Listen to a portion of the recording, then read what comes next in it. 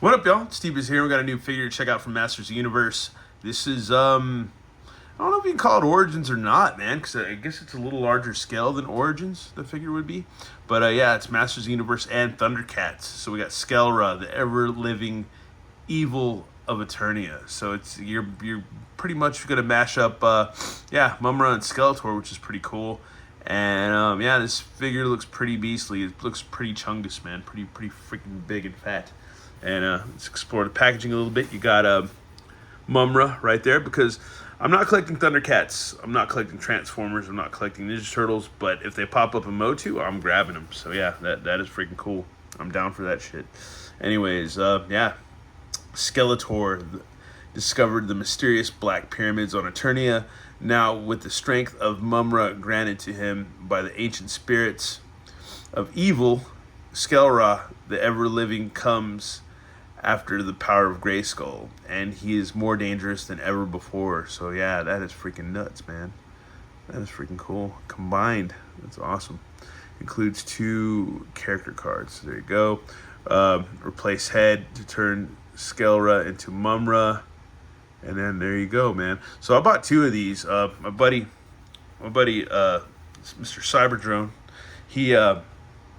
he actually, I don't know, he got one, and we were talking, I guess, on Instagram, and he was like, man, you know, like to have 2, because then you could have like 2 different figures. You could have the Mumra and you have the Skeletor. And I was like, man, I'll go ahead and snag me 2 of these guys, man. So I did. I got this one from Mattel Creations, and then I got another one coming from Big Bad Toy Store. So there you go.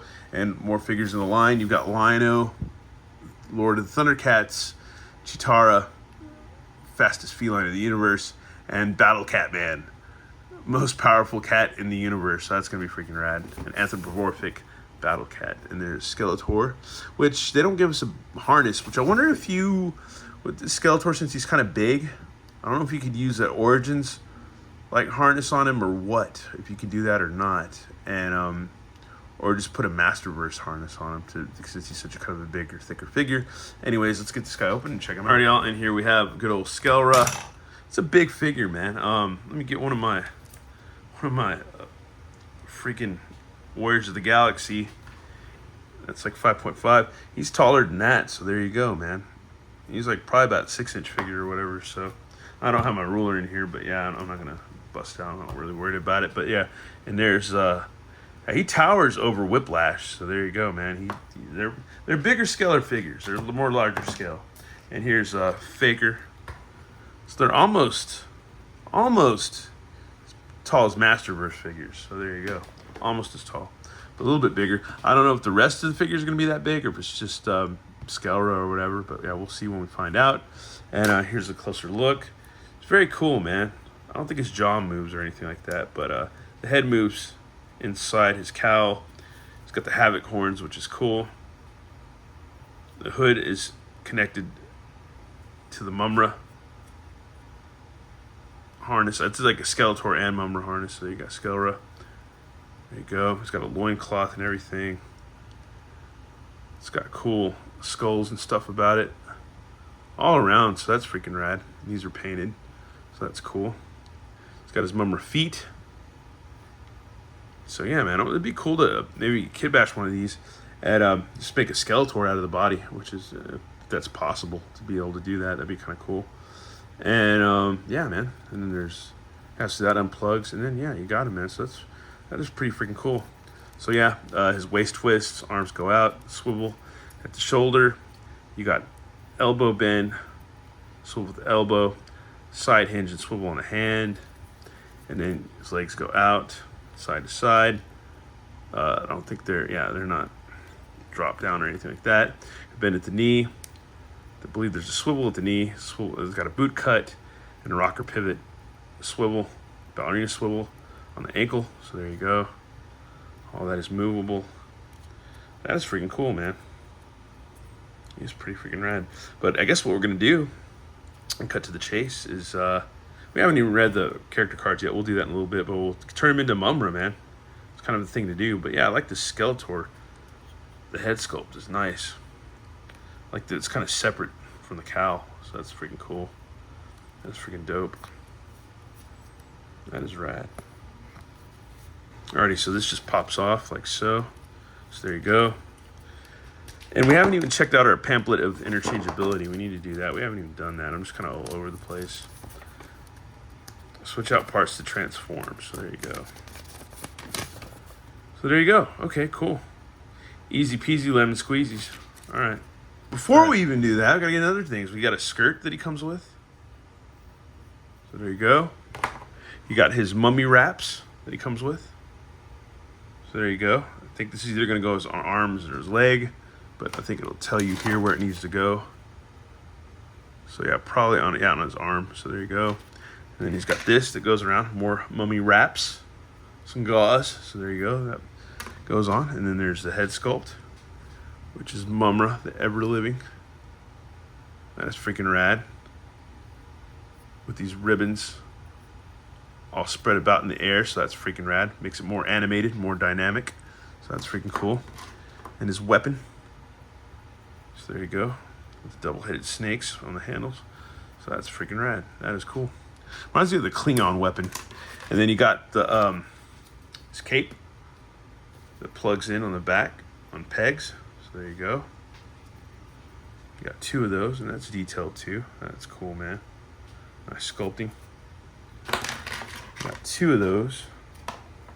So yeah, let's get them transformed. Alrighty, folks, and now we have our Mumra figure transformed. So yeah, when you do take off Skeletor's harness, he does have the tampo or the sticker or the print, or I guess it's like a tampo of the intertwined snakes or whatever, the double-headed snake on his chest. So that's freaking rad. And you got the translucent wraps. So that's freaking cool. So yeah, it's a straight up Mumra. That's freaking rad.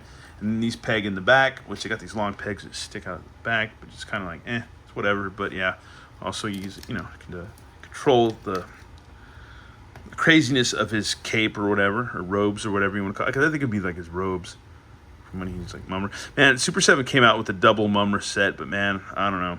I don't even have the other figures just because they're $30 a pop, and I keep saying it's kind of expensive, man. I don't know, but then again, I collect these.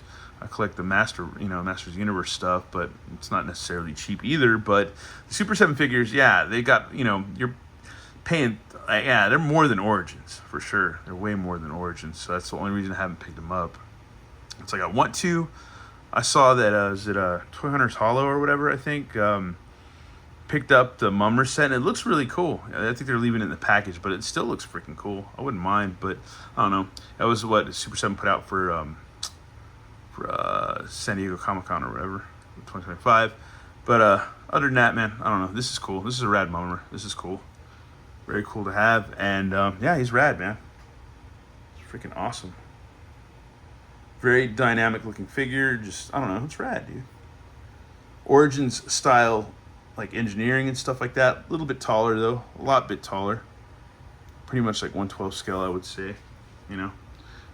Maybe a little shorter, but yeah, definitely bigger than freaking Masterverse for sure. But yeah, he's rad, man. I don't know. I digs him a lot.